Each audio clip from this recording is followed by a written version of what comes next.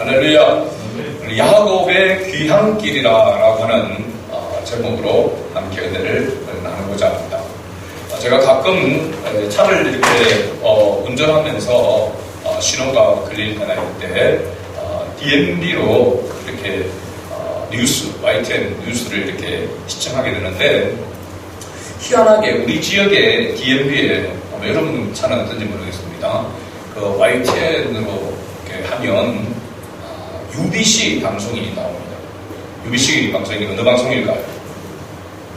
UBC 울산 방송이 나옵니다. UBC 울산 방송입니다. 뜬금없이 여기 울산 방송이 잡히더라고요. 그래서 울산 그 방송 중간중간에 이제 YTN 그 뉴스와 함께 또 이렇게 지역 방송을 할 때 울산 그 지역의 뉴스가 이렇게 들려집니다. 그 며칠 전에 울산 그 태화강 연어 획이 그 개체수가 해마다 줄어들고 있다라고 하는 그런 뉴스를 이렇게 하더라고요. 여러분도 아마 TV에 본 적이 있지만 그 막 연어가 떼를 지어서 그 태화강으로 올라서 산란 하고 그런 모습을 이렇게 보는데, 2020년도에는 885마리, 어떻게 세었는지 모르겠어요. 885마리가 돌아왔다는 겁니다, 여기로. 근데 지난해에는 2021년에는 136마리만 왔다는 거예요. 885마리에서 136마리로 뚝 떨어졌고, 같은 기간 전국 하천의 연어 회귀율을 봐도 2018년 대비 36%가량이 줄어들었다는 겁니다.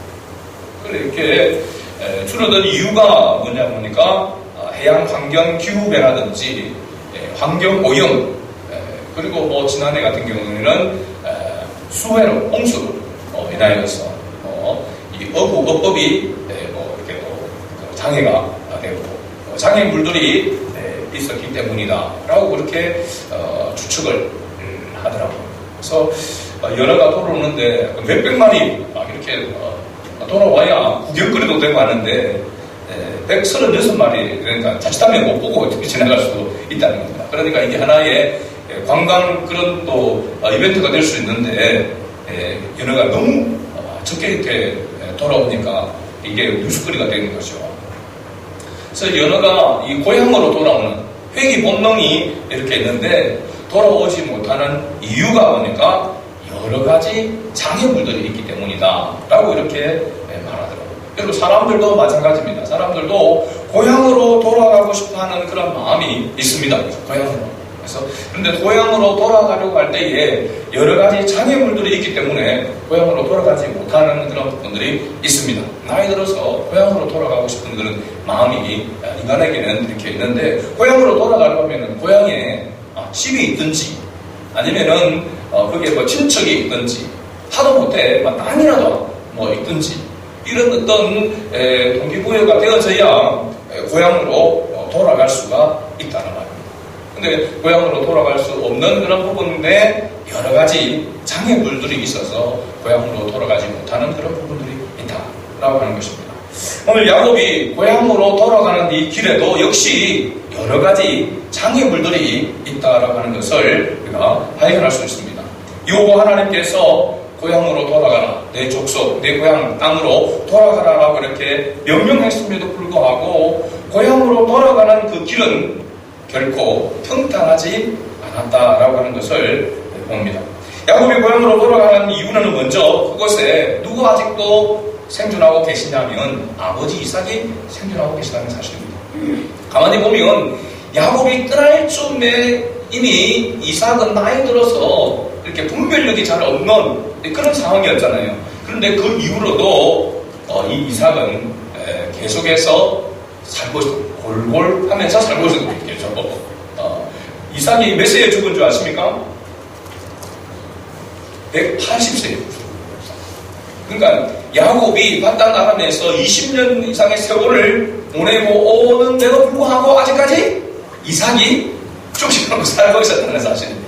여러분 뒤에 보면은 그렇게 이삭이 오래 살았다라고 하는 것을 알 수 있습니다. 그러니까 고향으로 돌아갈 충분한 이유가 있겠죠. 그죠?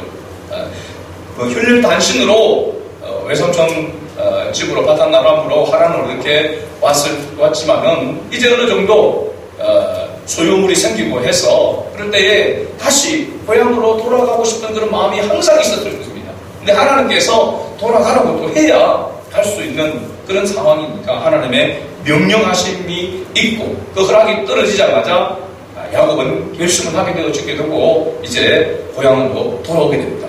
하나님께서 명령하시고 하나님께서 가라고 하셨으니까 우리가 생각할 때는 그러면 뭐 순탄하게 평탄하게 그렇게 갈 수 있을 것이다, 돌아갈 수 있을 것이라 우리가 생각할 수 있잖아요.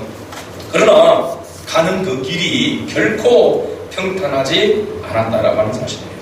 어쩌면은 야곱이 고향으로 돌아가는 돌아가려고 하는 그 이유는 그곳에 아버지 이삭이 살아계시기 때문이라고 할 수 있지만 더 궁극적인 이유는 뭐냐면 하나님과의 언약 때문입니다. 하나님과 언약. 이 창세기 28장에서 베델 루스에서 하나님을 만나게 되어지고 그 하나님께서 그와 맺은 언약, 그 언약의 성취를 위해서 사실은 고향으로 돌아간다라고 이렇게 말할 수 있습니다. 그런데 그러면 고향으로 돌아가서 뭐 하려고? 고향으로 다시 돌아가라고 하나님께서 야곱에게 그렇게 말하거든가. 그것은 바로 야곱을 통하여서 아브라함, 이삭, 야곱 그리고 야곱의 자손을 통해서 하나님께서 이루시고자 하는 것이 뭐냐면 하나님의 나라입니다. 하나님의 나라. 이스라엘이죠. 민족을 이루는 것을 하나님께서 합니다. 하나님께서 언약한 자를 통하여서 하나님의 언약의 자손을 통하여서 하나님께서 언약의 민족을 이루시는 것, 이것이 야곱으로 하여금 고향으로 돌아가게 하는 아주 중요한 바로 이유라고 이렇게 말할 수 있는 것이죠. 자, 그렇다면 이렇게 언약의 민족을 그러면 이루고자 하는 그 목적, 하나님의 목적은 무엇 때문입니까? 그것은 하나님께서 다스리고 통치하시는 나라를 세우셔서 하나님이 어떤 분이신지를 만방에 나타내시기 위함 때문이다라고 하는 사실입니다.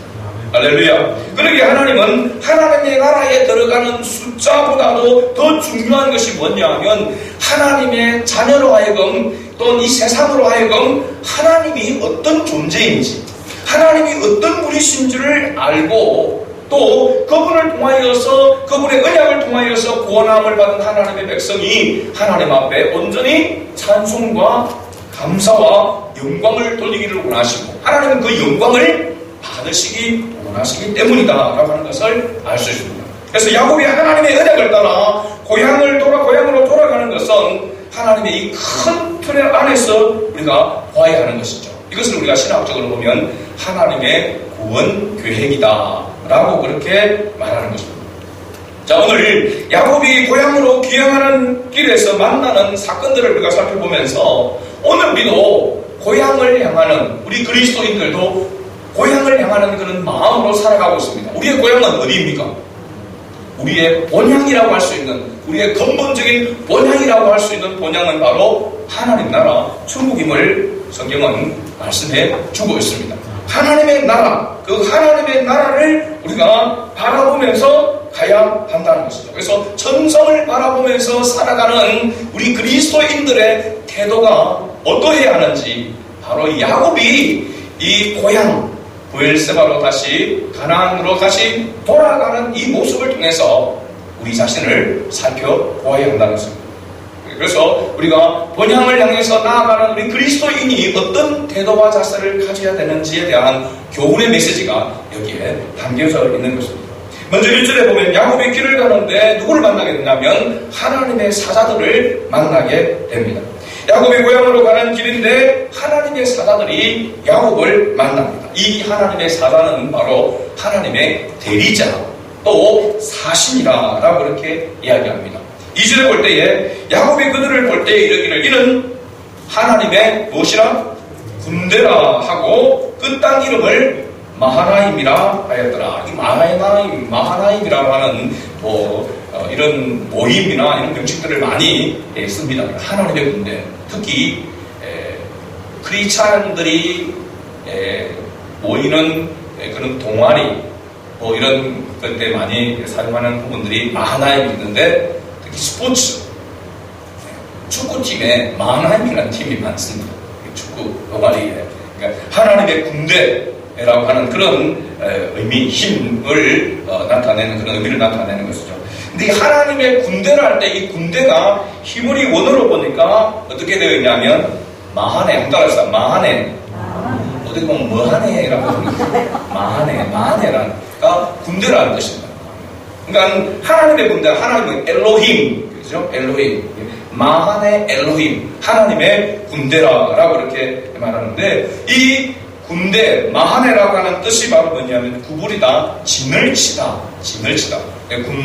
군들이 모여서 이렇게 텐트를 치는, 막사를 치는 그런 것을 이야기합니다. 그래서 영어로 보니까 킹제임스 버전에는 뭐라고 번역이 되어 있냐면 The Camp of God이라고 이렇게 되어 있습니다. 하나님의 진영이라고 하는 거예요.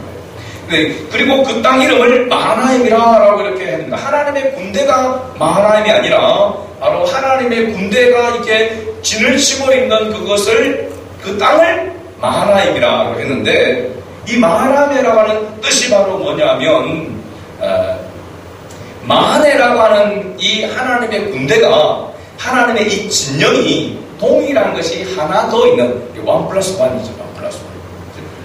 하나님의 진영이 두 군대, 두 진영으로 뜻을 이야기합니다. 그래서 다른 걸 보면은 쌍수라고 이렇게 이야기할 수 있습니다. 두 군대, 두 진영이 바로 뭐냐면 마하나임이라고 하는 뜻입니다. 야곱이 하나님의 사자들을 만났는데 보니까 큰 하나님의 군대가 한 군대가 있고 또 옆에 한 군대, 두 군대, 두 진영으로 이렇게 나타났다는 것입니다. 왜 이런 모습으로 하나님께서 야곱에게 보여주셨는가라고 하는 것은 뒤에 우리가 그 이유를 알 수 있습니다. 3절부터 나오는 내용이 그 이유를 말해주고 있는데, 특별히 3절을 우리 같이 읽어봅니다. 야곱이 세일 땅 에돔들에 있는 형 에서에게로 자기보다 앞서 사자들을 보내며, 하나님께서 야곱에게 하나님의 사자를 보낸같이 야곱도 자기 사람을, 자기 대리자를, 사신을 에돔에 사는 누구에게? 형 에서에게 보낸다. 이 에돔, 원래 에서라고 하는 것은 붉은 그 색깔로, 그죠? 피부가 그렇다 해서 이 에돔, 나중에 에돔의 조상이 된다라고 하는 것을 앞에 우리가 살펴봤습니다. 야곱은 자기 대리자에게 형 에서를 만나게 되어지면 이렇게 전하라고 명령합니다. 그 명령이 바로 말하는 명령이 4절과 5절에 나옵니다. 같이 한번 읽어볼까요? 그들에게 명령하여 이르되 너희는 내 주 에서에게 이같이 말하라. 주의 종 야곱이 이같이 말하기를 내가 라반과 함께 거류하며 지금까지 머물러 있었사오며 내게 소와 나귀와 양떼와 노비가 있으므로 사람을 보내어 내 주께 알리고 내 주께 은혜 받기를 원하나이다 하라 하였더니, 여기 내 주께는 누굴 말하고 있냐면 형 에서를 말하고 있습니다. 그건 뒤에도 나오지만 형 에서에 대한 어떤 마음 때문에 그럴까요? 두려운 마음 때문에 이렇게 이야기하고 있습니다. 여기 야곱이 얼마나 간사하고 야곱이 깨가 얼마나 깨돌인지 잘 알 수 있는 그 대목도 보면은 자기를 대신해서 사람을 보냅니다. 그래서 사실 이렇게 하는 이유가 에서의 마음을 얻고자, 에서가 지금 야곱을 죽이려고 하는 그런 마음, 화가 나 있는 그 마음을 알고 있기 때문에 그 마음을 어떻게 좀 부드럽게 누구뜨리고자 하는 그런 측면에서 깨를 지금 내고 있는 것입니다. 근데 라반과 함께 거류하며 지금까지 머물러 있었사오며 내게 소와 나귀와 양떼와 노비가 있으므로, 뭐가 있다는 겁니다. 내 소유가 많다. 그러니까 여차하면은 달라고 하면 내 소유로 내어줄 수 있다라고 하는 그런 의미가 이렇게 담겨 있습니다. 그래서 사람을 보내어 내 주께 알리고, 이런 사실을, 이런 상황을 알리고 내 주께 은혜 받기를 원한다. 이만은 나를 다시 용서하고 용납해 주기를 원한다라고 이렇게 말하라고 자기 사람을 보낸 것입니다. 야곱은 부엘세바에서 아버지 이삭과 형 에서를 속이고 장자의 고난, 장자의 복을 가로챘습니다. 결국 이것이 팔로가 남에 되어져서 고향을 떠나게 된 계기가 되었잖아요. 그래서 바람 외삼촌 라반의 집으로 가게 됩니다. 근데 이제 때가 되어서 하나님의 명령과 허락하심으로 고향으로 돌아오는데 그 길에 가장 큰 장애물이 버팀목이 바로 누구냐면 형 에서가 기다리고 있다라고 하는 것입니다. 아직 동생 야곱에 대한 그 화가 풀리지 않았다라고 하는 것을 알 수 있습니다. 그래서 야곱이 취하는 그러한 모습, 행위를 이렇게 보게 되는데, 야곱이 사신들을 보내서 이렇게 형 에서를 만나거든 이렇게 이야기하라라고 했는데, 그 사신들이 돌아와서 보고하는데 그 보고 내용이 참 기가 막힙니다. 6절에 보게 되면 중간에 보면 우리가 주의 형 에서에게 이른즉 그가 400명을 거느리고 주인을 만나러 오더이다. 우리가 이렇게 이야기했는데 형 에서가 이렇게 말을 하고 이렇게 받아들이더라고 하는 여차여차 가타부타 이런 다른 말은 아예 없고 딱 한마디 하는데 400명을 이끌고 오더라는 것입니다. 기겁하는 일이죠, 그죠? 400명을 에서가 거느리고 군사를 거느리고 오는 목적은 어떤 목적입니까? 야곱을 죽이겠다는 겁니다. 그리고 야곱을 죽일 뿐만 아니라 야곱의 그런 모든 것들을 다 빼앗겠다라고 하는 그런 목적으로 가지고 지금 에서가 야곱이 온다는 소식을 미리 알고 전부를 입수하고 그를 맞이한다라고 하는 것은 사실은 어떤 좋은 측면에서 맞이하는 것이 아니라 그를 사실은 모든 것들을 빼앗겠다라고 하는 그런 의미로서 지금 오고 있다라고 하는 것입니다. 그래서 7절에 보니까 이 소식을 들은 야곱이 심히 두렵고 답답하여. 두려운 것은 어떤 이유 때문일까요? 자기가 죽을 수 있다라고 하는 것입니다. 답답한 이유는 답이 노답이라는 거예요. 어떻게 할 방법이 없다는 것이죠. 그래서 첫째, 심히 두렵고 답답한 것은 자기가 죽게 될 수도 있다라고 하는 그 이유 때문이고, 두 번째 이유는 뭘까요? 자기 소유가 많았기 때문입니다. 야곱이 소유한 것이 얼마나 많았는지에 대해서 야곱이 형 에서의 마음을 얻고자 그가 보낸 예물을 통해서 보면은 발견할 수 있습니다. 14절과 15절입니다. 32장 14절과 15절 같이 읽어봅니다. 암염소가 200이요, 순염소가 20이요, 암양이 200이요, 순양이 20이요, 전나는 낙타 30과 그 새끼요, 암소가 40이요, 황소가 10이요, 암나귀가 20이요, 그 새끼 나귀가 10이라. 이게 야곱이 에서의 마음을, 형 에서의 마음을 얻고자 보낸 예물의 모습입니다. 그 당시에는 나귀 새끼 한 마리만 있어도 일반 가정에서 나귀 새끼 한 마리 있어도 살기가 괜찮다라고 하는 그런 수준입니다. 그런데 여기에 지금 암염소 200, 순염소 20, 암양이 200, 뒤에 가서 보면 전나는 낙타가 30, 낙타 한 마리 얼마 정도 할까요? 제가 찾아보니까 낙타 한 마리 $700 이렇게 됐는데, 대략적으로 보니까 약 한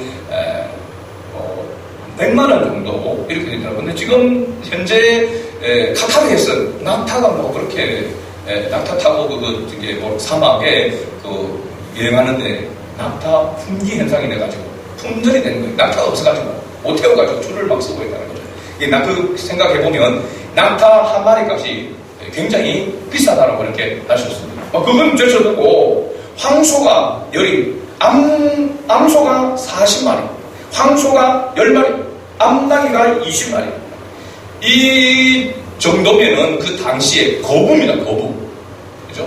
그 한 동네에서 거부가 아니라 어떤 한 지역에서 거부라는 것이고 엄청난 재산이라고 할 수 있습니다. 그런데 이건 야곱이 소유하고 있는 것의 전체가 아니라 일부분이었다는 겁니다.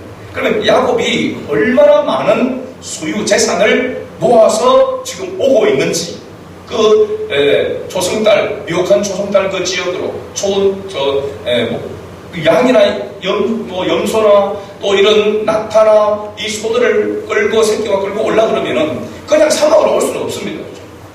목초지를 따라서 미혹한 그 초승달 지역으로 해서 지금 돌고 오고 있는 겁니다. 그런데 어마어마한 지금 재산을, 소유를 가지고 있다고 하는 겁니다.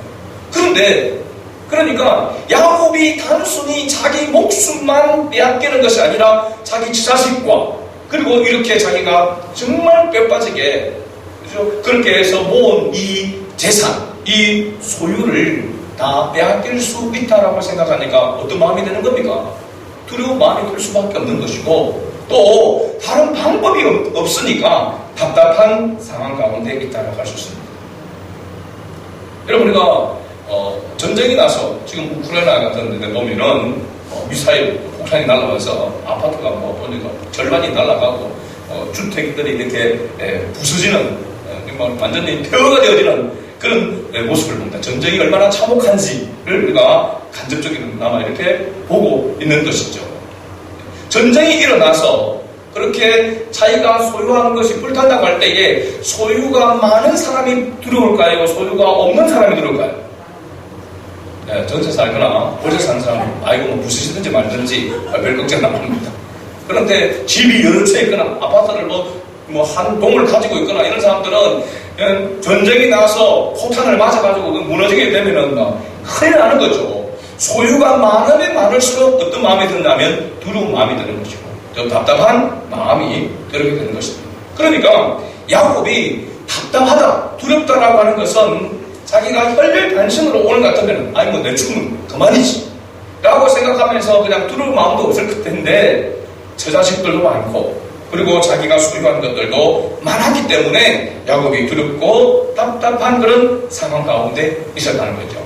그런데 하나님께서 야곱에게 먼저 나타나셔서 두 군대로, 두 진영으로 나타나셔서 보여주시는데 그 이유가 바로 10절과 11절에 있습니다. 32장 10절과 11절을 같이 읽어봅니다. 나는 주께서 주의 종에게 베푸신 모든 은총과 모든 진실하심을 조금도 감당할 수 없사오나 내가 내 지팡이만 가지고 이 요단을 건넜더니 지금은 두 때나 이루었나이다. 내가 주께 간구하오니 내 형의 손에서 에서의 손에서 나를 건져내시옵소서. 내가 그를 두려워하면 그가 와서 나와 내 처자들을 칠까 겁이 나기 때문이다. 아멘. 겁이 난 두려움이 있는 이유를 분명하게 이야기를 하고 있습니다. 중요한 것은 10절 끝부분에 보면은 내가 내 지팡이만 가지고 이 요단을 건넜더니 지금은 몇 때나? 두 때나 이루었다는 것입니다. 그러니까 야곱의 이 많은 소유를 하나님께서 그 모든 소유를 지키시고 보호하시기 위해서 하나님께서 뭘 보여주시냐면 하나님의 군대 많아요. 두 때로 보여주신 것입니다.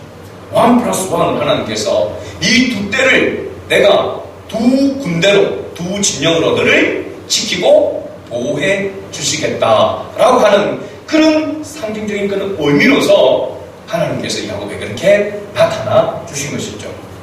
자, 하나님께서 우리의 기도에 응답하시거나 하나님의 그런 기적의 역사를 나타내실 때가 언제 그렇게 하나님께서 하시는가? 우리가 평안할 때에 아무런 문제가 없을 때에 하나님께서 그렇게 하시는가? 아니면 두렵고 답답하여 어떻게 할 수 없는 그런 형편과 상황에 처했을 때 어느 때일까요? 당연히 무상입니다. 그렇죠? 하나님의 역사가 하나님의 돌보심은 그렇잖아요. 우리가 자식들도 아무 문제 없이 잘 먹고 잘 살고 잘 그러고 살고 있는데 내가 뭐 도와주고 내가 막 그렇게 발 동동거리면서 그래 있는 부모는 없을 것입니다. 아이고 자식이 생각지도 않는데 다쳐가지고 뭐 수술을 한다든지 뭐 이렇게 직장을 잃었다든지 또 이렇게 뭐 여러 가지 이런 모양으로 너무 자기 스스로 헤쳐나가기가 어려운 그런 상황과 형편에 있을 때 그때에 부모는 발을 동동거리면서 도와주려고 그렇게 하게 되는 것이죠. 요 하나님께서도 하나님의 자녀인 우리에게 하나님께서 이렇게 돌보시고 역사하시는 것을 보게 됩니다. 그래서 우리의 위기는 하나님께서의 기회다라고 그렇게 말하는 것이죠. 하나님은 야곱을 향해 고향 땅으로 돌아가라고 하고 난 다음에 그냥 네가 가든지 말든지 네 마음대로 내버려 두시는 그런 하나님이 아니시다라고 하는 것을 여기서 보여주고 있는 것입니다. 우리가 하나님의 자녀로 택함을 받고 난 다음에 우리가 이 땅을 살아가는 동안에 우리가 잘못 생각할 때는 우리가 어려움을 당하고 힘든 일을 당하니까 그냥 하나님께서 하나님 살아계시는가? 하나님의 자녀가 됐는데 구원함을 받으면 모든 것이 다 되는 줄 알고 그냥 평탄할 거라 생각했는데 하나님의 자녀로서 이 땅을 살아가는 그 삶이 녹록지 않단 말이죠. 힘들단 말이죠. 생각지도 않은 그런 어려움과 환란이 또 우환이 찾아올 때가 많이 있단 말이죠. 그건 세상 사람들에게 다가오는 위기와 어려움과 우리 그리스도인에게 다가오는 어려움과 위기는 다르다라고 하는 것입니다. 하나님은 우리가 어려움을 당할 때에 힘든 가운데 있을 때 그때에 하나님의 군대로 만화의 힘으로 하나님께서 지키시고 보호하시고 인도하시기를 원하시는 것입니다. 그래서 우리가 어려울 때에 힘든 일을 당할 때에 그때에 하나님 앞에 우리가 기도하고 하나님의 은혜를 구하는 겁니다. 자, 그런데 야곱의 모습을 보면은 참 우리가 야곱이 얼마나 인간적인가라고 하는 것을 알 수 있습니다. 하나님께서 가라고 하고 하나님께서 하나님의 군대 만화의 힘을 그에게 보여주었습니다. 그러면은 우리가 어떤 상황을 만나든지 힘든 일을 만나도 그러면은 떵떵거리면서 무슨 우리가 전혀 걱정 안 한다 이럴 수 있잖아요. 그런데 상황이 어려운 상황을 막상 닥치게 되니까 야곱의 모습을 보면은 인간적인 방법을 다 동원하여서 어떻게 그 위기를 벗어나려고 발버둥치는 그 모습을 볼 수 있습니다. 우리 모습과 별반 다르지 않다라고 하는 것이죠. 어쩌면은 야곱이 간사하다라고 생각하고 깨를 부린다라고 생각하지만 어떤 다른 측면에서 보면 야곱은 자기의 삶에 최선을 다하고 있다라고 하는 것을 알 수 있습니다.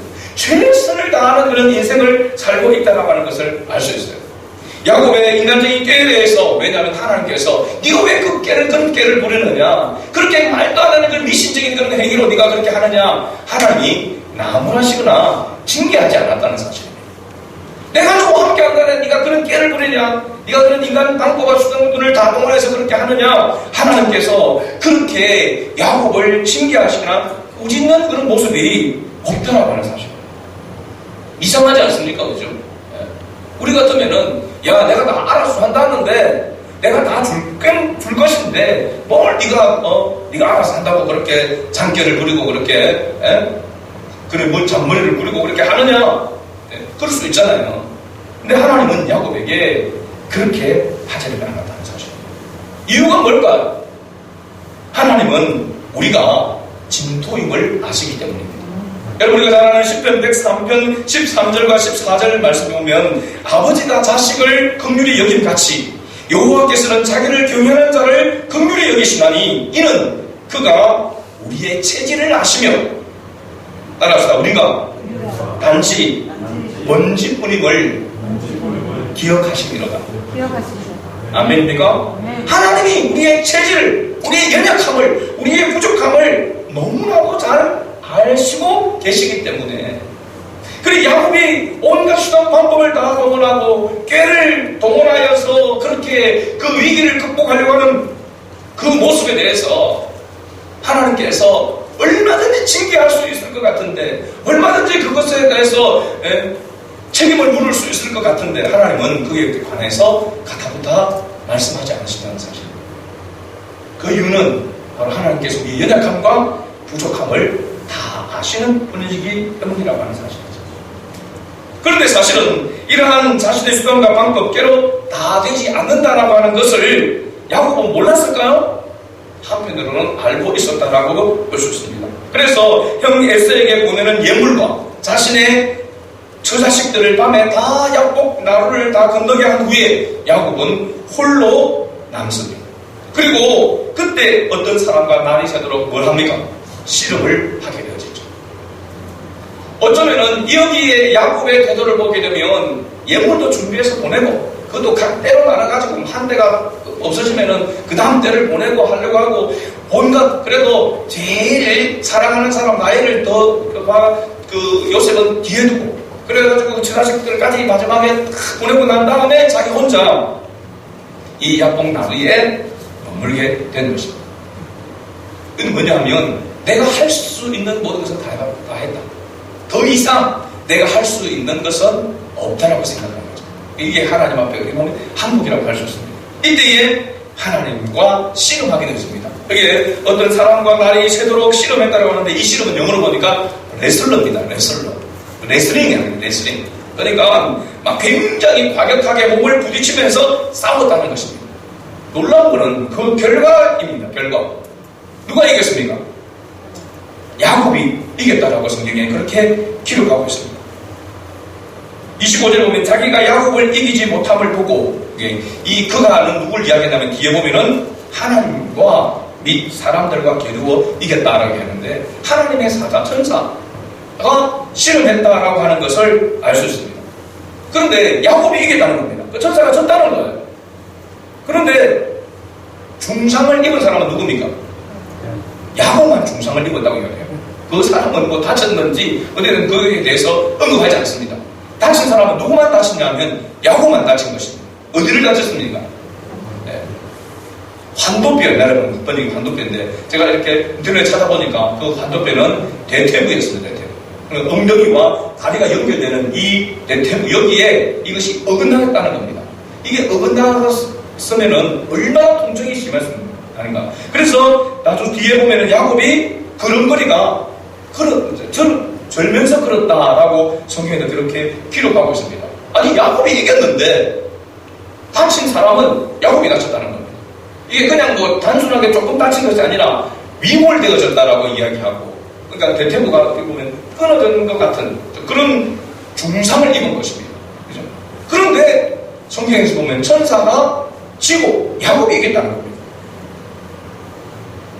그리고 놀라운 것은 그러면 이긴 사람한테 이긴 사람이 전 사람한테 복을 줘야 되잖아요. 복을 주든지 뭐 해야 되잖아요. 이겼는데 전 사람 자기하고 싸워서 레슬해서 전 그 사람에게 뭘 구하고 있습니까? 복을 달라고 간청하고 있습니다. 31절에 32장 31절을 우리 같이 읽어보겠습니다. 그가 문예를 지날 때에 해가 돋았고 그의 허벅 다리로 말미암아 절었더라. 26절입니다. 26절. 죄송합니다. 26절. 그가 이르되 날이 세려하니 나로 가게 하라. 야곱이 이르되 당신이 내게 축복하지 아니하면 가게 하지 아니하겠나이다. 자기가 이겼는데 진 사람한테 자기를 축복하지 않으면 보내주지 않겠다라고 그렇게 이야기합니다. 그러니까 27절에 그 사람이 야곱에게 이르되 네 이름이 뭐냐? 라고 묻습니다. 그가 대답하되 야곱이 대답하되 야곱이니이다. 28절에 그가 야곱의 이름을 이스라엘이라고 이렇게 개명하면서 이스라엘의 뜻이 뭐라고 했냐면 하나님과 사람들과 겨루어 이겼습니다. 이 말은 뭐냐면 이스라엘이라고 하는 이름 자체가 한마디로 단 단어로 말하자면 승리입니다. 승리. 하나님께서 승리하신 것입니까? 야곱이 승리하신 겁니까? 끝으로 볼 때는 야곱의 승리. 야곱이 승리했다라고 이야기했는데 실제적인 승리는 누구의 승리입니까? 하나님의 승리잖아요. 왜? 중상을 입은 사람은 야곱이니까. 그렇죠? 그리고 복을 달라고 강청한 사람이 야곱입니다. 복을 주는 사람이 누굽니까? 이름을 개명시키고 네가 승리했다라고 이렇게 복을 주는 사람이 누굽니까? 하나님의 사자라고 할 수 있습니다. 실험한 사람이라고 할 수 있습니다. 여기 야곱의 승리는 우리에게 무엇을 말해주는가? 그 의미가 뭔가라고 할 때에 우리말에 자식 이기는 부모 옥타라고 하는 말이 있지 않습니까? 자식 이기는 부모 옥타. 그 말은 자식이 막 때를 쓰고 그렇게 하면은 막 어쩔 수 없이 지는 것이 아니라 부모가 자식을 이길 수 있음에도 불구하고 자식에게 저주는 이길 수 있는 힘과 모든 것이 있음에도 불구하고 자식에게 저주는 역설적인 그런 의미. 왜 이기지 못하고 저주는 것인가? 전다고 이렇게 말할 수 있는가? 그 이유가 뭘까요? 부모가 자식을 사랑하기 때문에 그렇습니다. 부모가 자식을 사랑한다. 그냥 뭐 귀찮아서 져주는 것이 아니라, 그죠? 만약에 생각할 때에 도저히 뭐 어떤 다른 것으로도 되지 않고 그럼에도 불구하고 안 된다고 분명히 딱 잘라서 그렇게 해서 부모가 어떤 면에서는 승리할 수 있는, 이길 수 있음에도 불구하고 지게 되는 것. 그 이유는 바로 사랑 때문입니다. 그러니까 여기 하나님의 사람이 야곱과 씨름하여 졌다라고 하는 것은 실제적으로 진 것이 아니라 실제적으로는 이기는 것이지만 져준 것입니다. 져준. 이유는 사랑하기 때문에 하는 사실입니다. 야곱은 이런 하나님을 만난 곳을 그래서 뭐라고 표현을 하냐면 브니엘이라고 하겠습니다. 브니엘. 브니엘의 뜻이 뭡니까? 하나님의 얼굴입니다. 하나님을 대면하여 보았다라고 하는 것을 말합니다. 이거는 야곱에게 있어서 엄청난 축복입니다. 하나님의 얼굴을 봤다, 하나님과 대면하였다라고 하는 것은, 그래서 야곱이 자기 선조의 복보다 자기가 갑절로 더 받았다라고 이렇게 이야기하고 있는 것은, 아브라함이 이삭이 어떻게 보면 경험하지 못했던 그런 부분들까지 야곱이 경험했기 때문에 그렇게 이야기하고 있습니다. 하나님을 얼마나 경험했는지, 하나님이 어떤 분이신지에 대해서 경험하여 알았기 때문에 그것을 복이다. 그래서 여호와를 아는 것이, 하나님을 아는 지식, 예수 그리스도를 아는 지식이 곧 뭡니까? 복이라고 하는 사실입니다. 할렐루야. 그 하나님을 아는 것, 하나님이 어떤 분이신지를 아는 것이 복이다라고 하는 사실입니다. 오늘 야곱의 이 귀한 길에 있었던 사건은 오늘을 살아가는 우리 그리스도인들에게 주시는 큰 교훈이 있습니다. 그것은 바로 그리스도인의 고향, 즉 우리의 본향이 어디인가라고 할 때에 우리의 본향이 바로 하나님의 나라입니다. 그 하나님의 나라를 바라보며 나아가는 자의 그 모습이 어떻게 되는가? 나중에 우리가 마치고 나서 결단하게 전기도하기 전에 부를 찬양이 복음성가에 있는 예수의 향기 299장인데요. 그 제목이 뭐냐면 이 세상은 내 집 아니라고 하는 찬양입니다. 죄 많은 이 세상은 내 집 아니네, 내 모든 보안은 저 하늘에 있네, 저 천국 문을 열고 나를 부르네, 나는 이 세상에 정들 수 없도다. 할렐루야.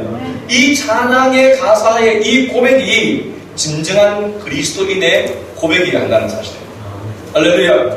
우리가 이 세상에 가지고 있는 소유, 이 세상의 것들에 매여 있으면은 우리는 늘 두려움 가운데 살아갈 수밖에 없습니다.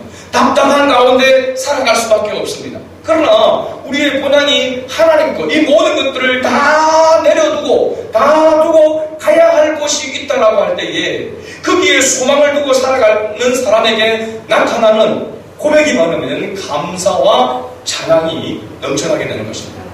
할렐루야.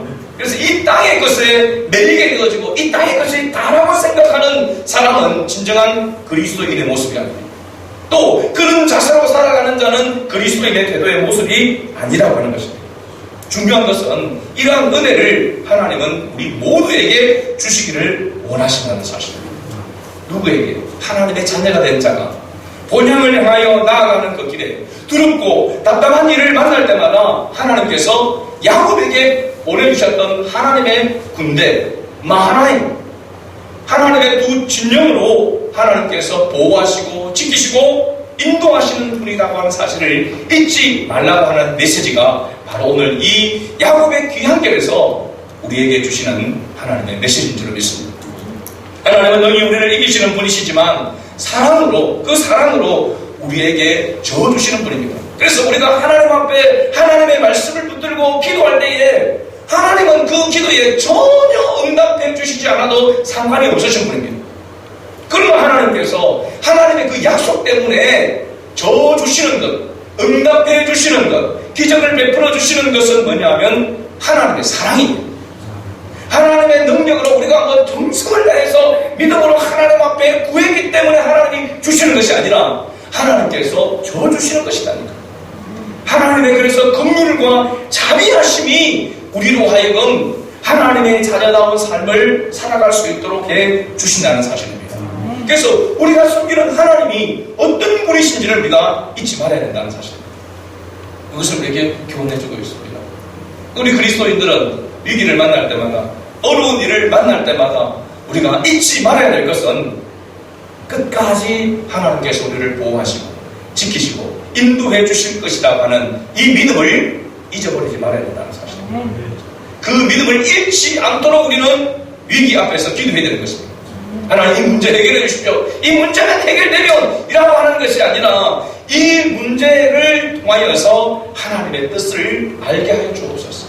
하나님의 간섭하신 분, 하나님이 나를 지키시고 하나님이 나를 보호하신다는 것을 내가 경험할 수 있도록 하나님 은혜를 베풀어 달라고 기도하는 기도가 올바른 기도인 줄로 믿습니다. 이 시간 우리 하나님의 나라를 또 소망하면서 그 하나님을 우리가 바라보면서 믿음의 삶을 살아가는 그런 우리 이스만의 가족들이 될 수 있기를 주의 이름으로 축복합니다. 아멘.